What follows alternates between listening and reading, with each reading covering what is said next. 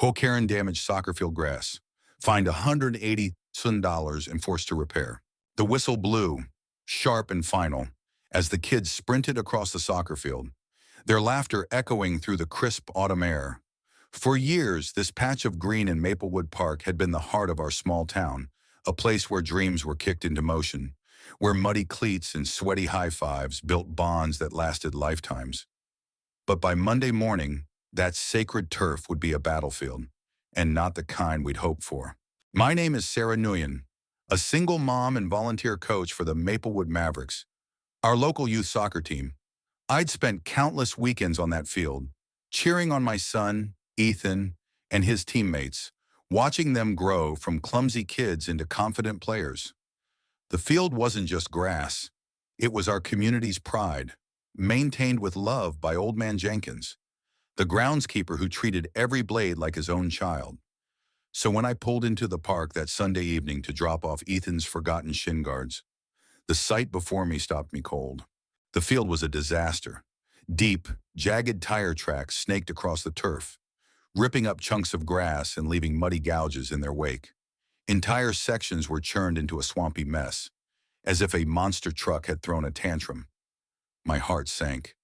This wasn't an accident, it was vandalism. I grabbed my phone, hands shaking, and called Jenkins. "You need to see this." I choked out. By the time Jenkins arrived, a small crowd had gathered: parents, kids, even a few dog walkers who'd heard the commotion. Jenkins, usually a stoic man with a permanent squint from years under the sun, looked like he'd been punched. "Who did this?" he whispered, his voice trembling with a mix of grief and rage. Ethan, standing beside me, clutched my hand, his eyes wide. "Mom, the championships next week. Where are we going to play?" Before anyone could answer, a familiar figure strode toward us, her heels clicking on the pavement. Karen Mitchell, the HOA president, was unmistakable bleach blonde hair pulled into a tight bun, lips pursed like she'd just tasted sour milk. She'd been a thorn in our side for years, enforcing her petty rules with the zeal of a dictator. No barbecues without permits, no basketball hoops in driveways. And lately, she'd set her sights on the soccer field, complaining it was too noisy and lowering property values. "Sarah, what's all this fuss?" Karen asked, her voice dripping with condescension. She scanned the ruined field, her expression oddly calm. "Looks like someone had a little fun." "Fun," I snapped, stepping forward. "This is our field, Karen. The kids' field. It's destroyed." She shrugged, adjusting her designer sunglasses. "Maybe if you people maintained it better, it wouldn't be so fragile. I've been saying for months this park is an eyesore." Jenkins, his face red, pointed a trembling finger at her. "Don't you dare. I've kept this field perfect for 20 years. This is deliberate," the crowd murmured, their anger simmering. Karen rolled her eyes. "Oh, please, you're all so dramatic. It's just grass." That's when Ethan spoke up, his voice small but clear. "It's not just grass. It's where I scored my first goal. It's where we all play." The crowd went silent, and I felt a lump in my throat. Karen's smirk faltered, but only for a second. Over the next few days, the town buzzed with speculation. Who could have done this? The tire tracks suggested a heavy vehicle, maybe an SUV. I spent hours with Jenkins and other parents, combing through security footage from a nearby gas station. The grainy video showed a silver Range Rover speeding out of the park at 2 a.m. Sunday morning. My stomach twisted. Karen drove a silver Range Rover. I wasn't the only one who noticed. By Wednesday, whispers about Karen's involvement spread like wildfire.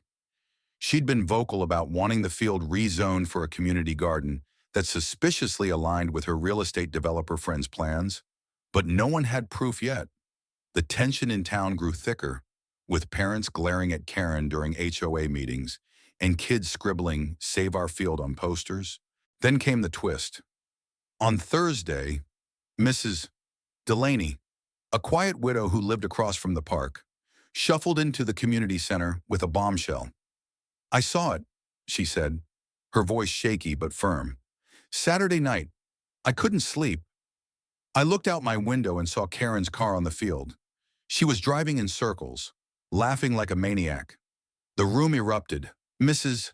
Delaney, who'd never spoken at a meeting before, held up her phone. I took pictures.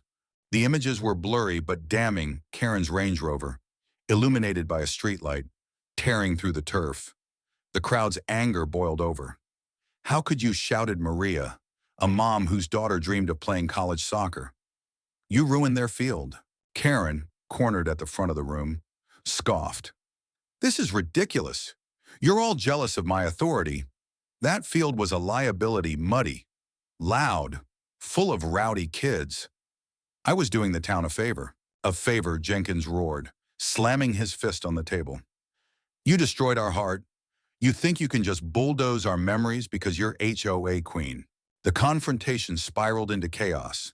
Karen doubled down, claiming she'd only tested the field's durability to prove it wasn't worth keeping.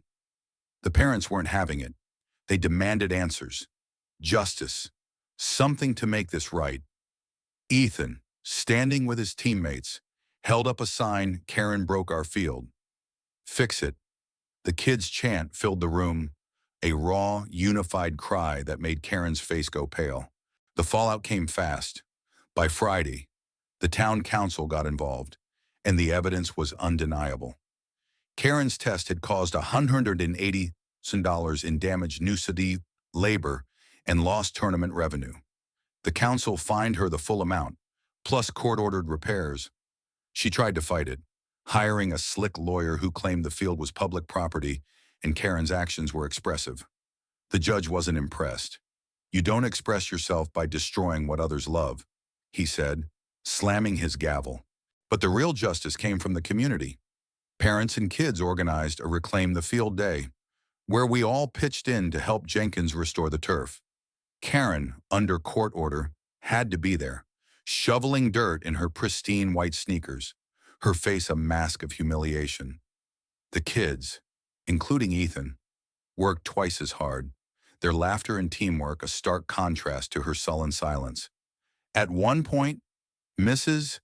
Delaney handed Karen a rake and said, "You made this mess. Clean it up." The crowd cheered. As the field began to heal, so did we. The championship was postponed, but the Mavericks practiced on a nearby school field, their spirit unbroken. Karen, meanwhile, became a pariah. Her HOA presidency was revoked, and her real estate dreams fizzled as the town shunned her. She'd wanted control, but all she got was a bill and a lesson. Standing on the restored field weeks later, I watched Ethan kick a ball with his friends, the grass green and vibrant again. Jenkins, wiping sweat from his brow, smiled for the first time in months. We showed her. He said, "This field's tougher than she'll ever be." What do you think? Did Karen get what she deserved? Or should the town have gone easier on her? Share your thoughts. Our field's back, but the story's not over.